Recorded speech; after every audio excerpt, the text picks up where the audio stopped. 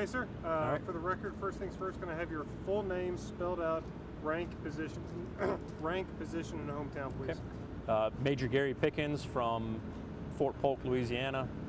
First name is Gary, G-A-R-Y. Middle initial W, last name Pickens, P-I-C-K-E-N-S. I'm the Brigade S6 for Task Force Patriot. All right, sir. And kind of explain to us very briefly about how we're using CS13 during the mission. Okay. So capability set 13 is a suite of systems of hardware, software that we're using to enable our advising operations and security operations throughout the AO. Gives us a digital reach. It allows us to reduce the transitions during our movements between command posts and warm bases, and provides on-the-move mission command capabilities for our various elements. Yes, sir. Do you have any specific examples of how the CS13 has augmented our Yes. operations? How do I? So, use of systems such as the EUD or Net Warrior and Rifle and Radio and the ANPRC 154, when conducting and advising operations from warm bases, it allows security personnel to maintain accountability of soldiers automatically without relying upon either verbal reports or visual observations of them. So when you're in an environment where you don't have as many security personnel around, or it's a unfamiliar location, it provides the opportunity to maintain a digital guardian angel, if you will, for when these operations are ongoing.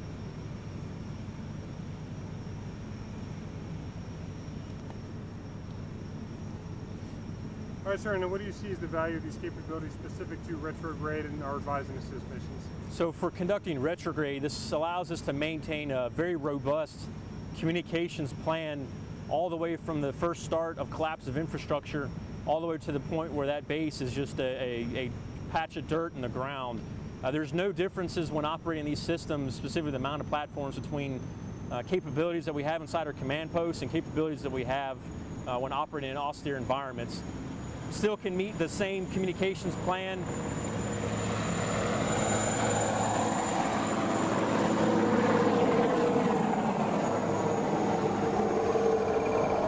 That you can have a communications plan that's the same for both mounted operations, command post operations, operations from a warm base, and operations during retrograde as you would elsewhere, and you're not having to conduct a significant shift in your communications assets and reporting abilities, that it flattens out these complexities of mission command when you're operating in environments of austerity. And the advise and assist? Oh, check. So advising and assist, so when conducting warm basing or expeditionary advising, the potential exists for a lot of friction to develop as commanders and key staff operate away from fixed infrastructure in their command posts.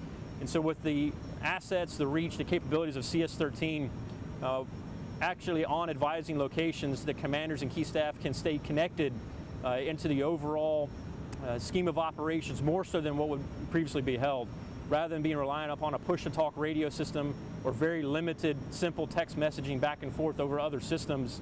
Now that learning curve and that transitional gap is not as severe as it was before, that when commanders, key staff are out on a 7 to 10 day expeditionary advising patrol, that upon return back to the base and the fixed infrastructure there, that they're not having a lag of 7 to 10 days worth of staff work, and as much as we don't like to see it, but emails, that gap has been reduced significantly, and commanders are able to stay on top of what's going on inside their AOs and feed reports both horizontally and vertically within the chain of command, within the organization much more effectively than previously. All right. And how does CS13 compare with the communication systems we've used on previous deployments, or what is it, and what does it enable us to do that we couldn't before? So the biggest increase is at the lower level, specifically at the company echelon, and as well as within the mounted and dismounted mission command environments. So within the command post, there's no significant changes from an operator or from an operational perspective. Within the mounted environments where we see the majority of gain, it's specifically transplanting those capabilities within the command post to a mounted environment. So as the commander displaces from his command post and moves into his vehicle, that there's not that information void that he'll move into when they rely upon only push to talk, or limited text capabilities.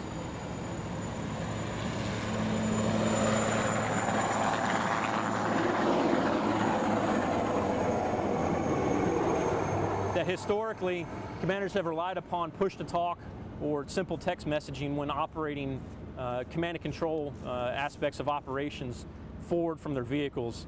Under CS13, that's no longer the case, is that they have access to the full suite of mission command systems and applications they would inside their command post.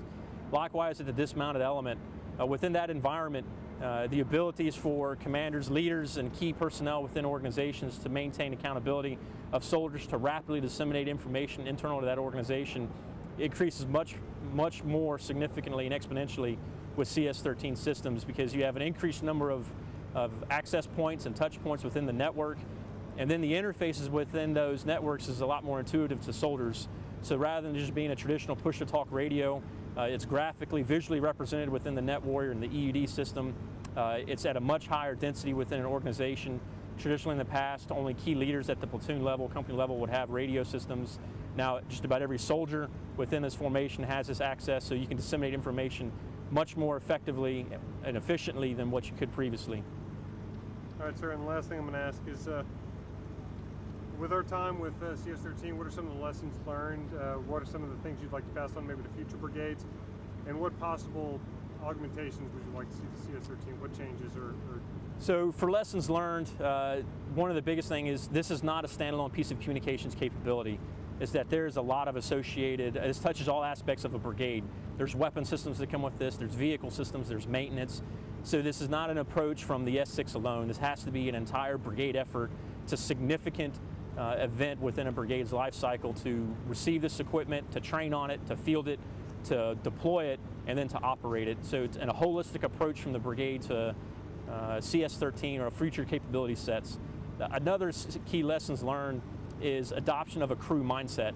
So when you build crews for these vehicles, it has to be a conscious, deliberate decision by leaders, preferably at the battalion level or higher, to break those crews, because you have skill sets that are very perishable, that do not respond well to changes in operators. So keeping a focus and building teams early on in your training cycle to carry you through your deployment or operational cycles.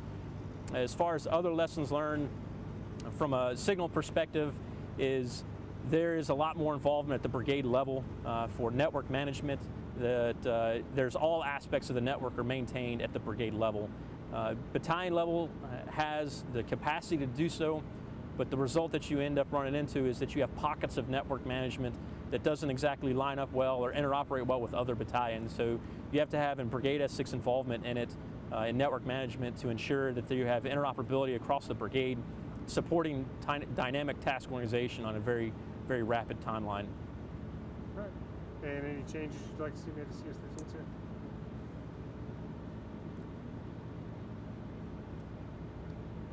Biggest change I would recommend for the future is to adopt a vehicular platform that is a little bit more conducive to mission command, comparable to a Stryker command variant or to the Black Hawk A2C2S based system. The 4-seat vehicle MATV is not necessarily the most conducive vehicle to support mission command on the move, because it limits the amount of key staff that are around a commander within that vehicle. It also forces potentially commanders or other key staff like S3s or XOs to become operators of mission command systems, rather than being able to take a step back, receive information inputs from key staff, fires, intel, operations, and then make decisions or recommendations based on those inputs. Okay. Is there anything else you'd like to say about the system that I might not have touched on, sir? CS13, like all systems, it's a new capability, and it just takes a matter of time and repetitions to gain experience with this, confidence with it, and then understanding the parameters with which you have to operate within of CS13. At the end of the day, it's all just a network. There's a lot more stuff associated with this network. It's pushed down to a lower level, but at the end of the day, it's a network that's governed by a set rules within that. So understanding that those rules and how they apply has just taken some time to conduct, to touch it, get as many repetitions with it as possible. All right.